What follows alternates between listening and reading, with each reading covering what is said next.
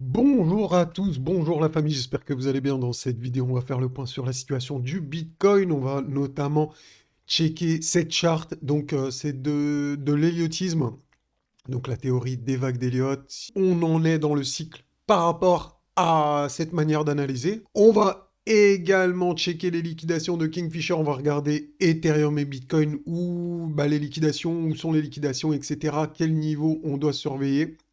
Donc ça, c'est plutôt important, je pense. On va également revenir sur le petit triangle, le fanion.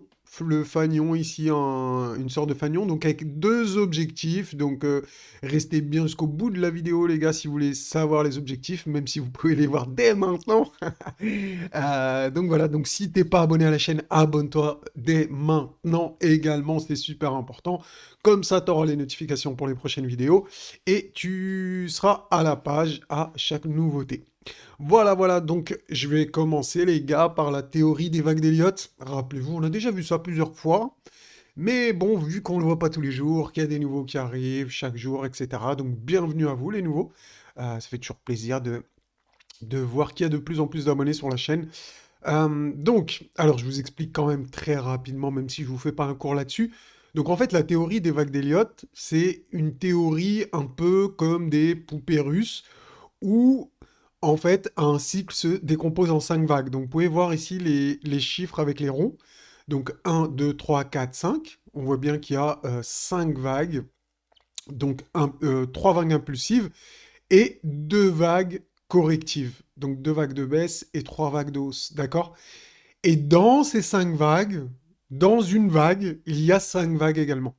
Donc on voit bien dans la vague 1 ici, on a 1, 2, 3, 4, 5. D'accord? Donc c'est des patterns harmoniques. Voilà pour la théorie. Donc ce sont des patterns harmoniques. Donc selon la théorie d'Elliott, et c'est en rapport avec les Fibonacci, les chiffres d'or, etc. Donc en fait, une pattern harmonique, c'est qu'elle est jolie, limite agréable à voir à l'œil, et donc elle a vraiment une pattern bien quasi parfaite. Donc là, enfin bref, cette théorie, donc qu'est-ce qu'on peut voir ici, où on en est par rapport au cycle? Donc par rapport au cycle, ce qu'on peut voir, c'est qu'on a une 2, d'accord? Donc en majeur, hein, vraiment, là c'est les grands cycles majeurs. Ensuite, on a une 3 qu'on a terminé donc en 2021. Donc c'était le top du dernier bull run. Et là, on est dans une vague corrective de 3 vers 4. Et ce qui nous attend ensuite, eh bien, c'est une 5 impulsive. Donc vraiment d'un grand cycle. Donc comme on peut voir ici, nous, pour le moment, les gars, on est là de B vers C. Dans 3 vers 4, B vers C. Donc on pourrait se situer à peu près ici par rapport au cycle sur le schéma. D'accord? Donc là, ce qui nous attend, la projection qu'on peut faire ensemble, c'est terminer la vague corrective donc de 4 pour ensuite faire une 5 majeure. Donc une 5 majeure, ça peut être quelque chose d'énorme, hein. C'est vraiment une impulsive. Donc ce qui nous attend, c'est un nouveau cycle haussier, logiquement, qu'on pourra décomposer également en 5 vagues, 1, 2, 3, 4, 5, vraiment comme ici. Donc pour le moment, bien évidemment, eh bien, on n'a pas terminé la vague C, donc on n'a pas terminé la vague corrective.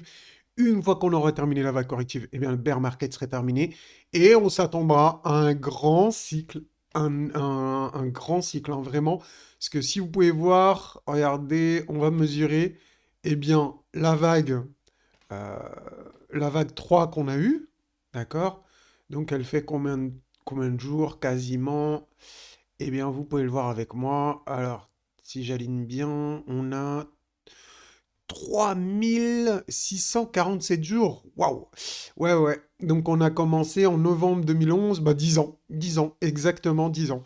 Donc on était sur une vague. Là, en fait, c'est pour ça qu'on a une grosse correction, c'est qu'on était dans une vague qui a duré 10 ans. Donc ici, là, sur le schéma, donc cette vague-là, ici, qu'on voit en rouge, là, d'accord? 2 vers 3, a duré 10 ans. Et cette vague est schématisée ici, 2 vers 3, elle a duré 10 ans. Donc imaginez ensuite ce qui nous attend. Il nous attend, bien évidemment, une grande vague 5 qui va durer Ah, ça, on peut pas déterminer, mais je dirais, je sais pas, peut-être 5 ans, peut-être 10 ans, peut-être, je sais pas, mais je pense quelque chose comme 5 ans, en tout cas plusieurs années. Donc ça va être un cycle qui va durer plusieurs années, donc sûrement peut-être avec des bear markets intermédiaires, de 1 vers 2, de 3 vers 4, c'est tout à fait possible. Maintenant, c'est un peu trop tôt pour, eh bien, pour en parler.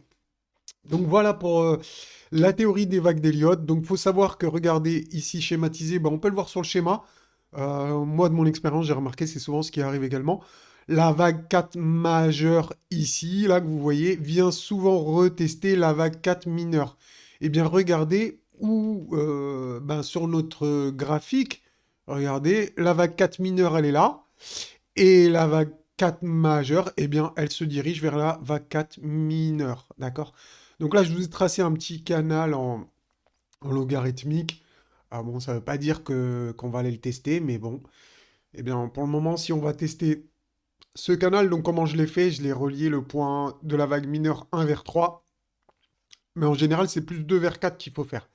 Donc c'est pour ça que c'est pas forcément le vrai canal. Mais bon, sait-on jamais si on descend. Regardez, on peut venir jusqu'à, par exemple, 6 000 $, là, si on descend comme ça en janvier 2024, tester le bas de ce canal. Mais bon, pour le moment, faut pas trop en tenir compte. Faut pas en tenir compte même. On verra dans le futur s'il est pertinent ou pas. Pour l'instant, eh bien, c'est très difficile de le savoir. Donc maintenant, on va regarder ensemble, eh bien, les liquidations Kingfisher, allez. Et ensuite, attendez, je vais juste rafraîchir ici, BTC. Hop, je vais mettre multi. Comme ça, on va regarder Ethereum et ensuite, on va regarder BTC pour les liquidations. Le temps que ça se mette à jour.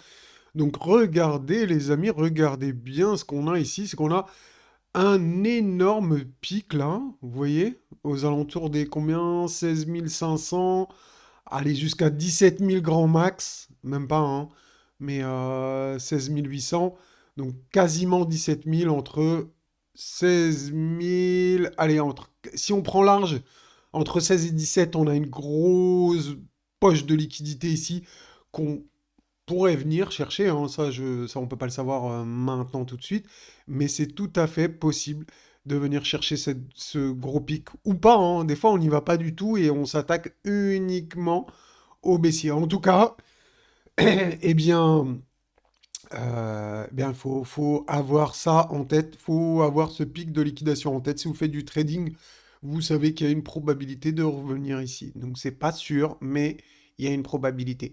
Bon, sinon au niveau de la baisse, les grosses poches de liquidité, bah, elles commencent à 14 400.